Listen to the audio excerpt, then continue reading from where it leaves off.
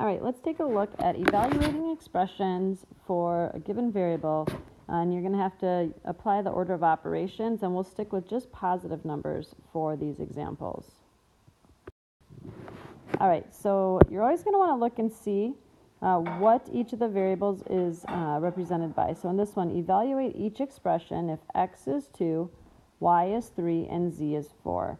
Now you'll notice this particular problem only has a z in it. You don't have to worry about the x and the y.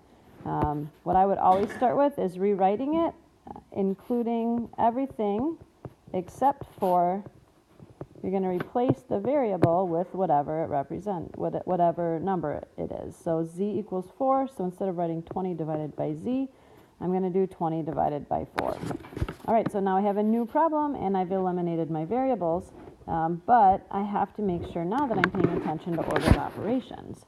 So I see here I have subtraction, and I have division, and order of operations tells me that I'm always going to divide before I subtract.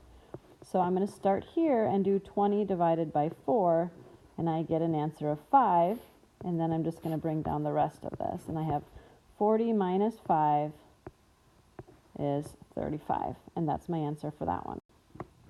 Now my next one, again, I'm starting with the same directions, evaluate each expression, and it gives us x equals 2, y equals 3, z equals 4. So I'm going to rewrite it by substituting in each of these numbers for the variables. So instead of x, I put 2 plus 5 times, now instead of y, I'm putting 3 in there.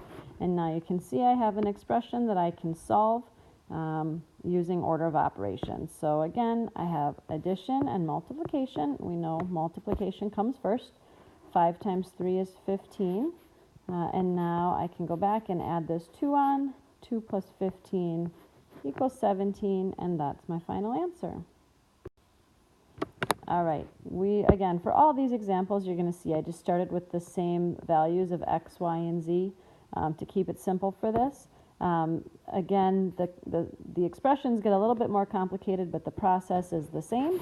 We're always going to start by rewriting it with the numbers in place of the variables. So 4 plus, keep the parentheses there, 10 minus, instead of x, I'm going to put 2, and instead of y times y, I'm going to do times 3.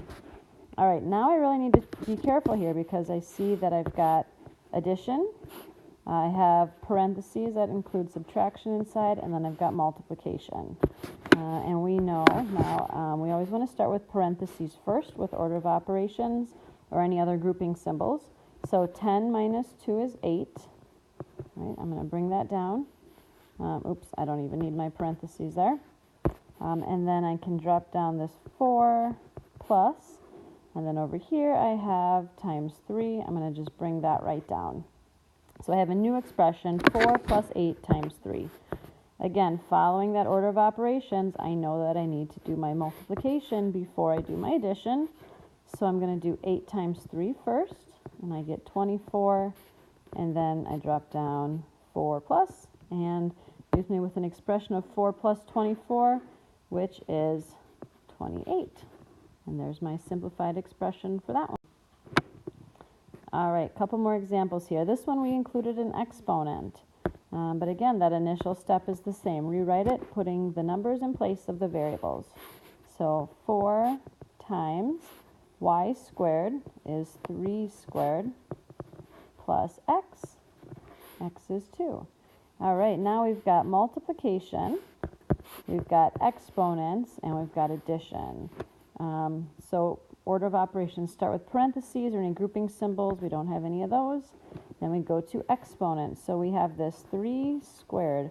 Remember that, like up here when we have y squared, that's y times y times itself. So 3 squared is 3 times 3, which gives you an answer of 9. Be careful that you don't do 3 times 2 and get 6. You want to multiply it by itself. All right, and then I'm just going to drop down the rest of my expression, and I have 4 times 9 plus 2. And again, we always do our multiplication before our addition. Let's see if I can shrink this down here. There we go. 4 times 9 is 36. 36 plus 2 is my new expression, and I can just add to get my final answer of 38. All right, here's another one. If you feel like you've got it, you can pause the video, work it out yourself, and then come back to see how you did. Otherwise, stick with me for another example. So I'm going to replace each of the variables. We have 2 times 4 plus 3, keep those parentheses, and then we're going to square it. So order of operations says we're going to do parentheses, then exponents, multiplication and division from left to right, and addition and subtraction from left to right. So I see right here I've got some parentheses. 4 plus 3 equals 7. That's got to be my first step. And again, I think it's really important to carry down the rest of that expression before I do any more simplifying. So all I did so far was 4 plus 3. All right, now I have multiplication and exponents. We're going to take care of the exponents first. 7 squared is 7 times 7. I get 49. Now I bring down the rest, and I have 2 times 49. Well, I know 2 times 50 is 100, so take off 2 from that, and I have 98 as my final answer, or you could just work it out, long multiplication over on the side there. Final answer, 98. And for our final example, we've got all variables. Let's substitute in our numbers right away here. So I have 2 plus 3 squared plus 4. All right, parentheses always come first. So in parentheses, I have 2 plus 3, that's 5. So now I have 5 squared plus 4. All right, next I'm looking for any exponents. I see 5 squared as an exponent.